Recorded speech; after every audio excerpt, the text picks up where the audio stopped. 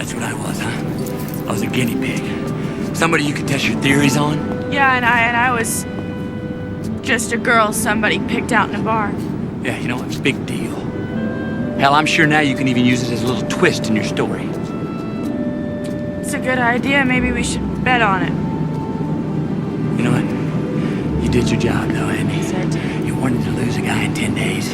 Congratulations. You did it. You just lost him. No, I didn't, Ben. Because you can't lose something you never had.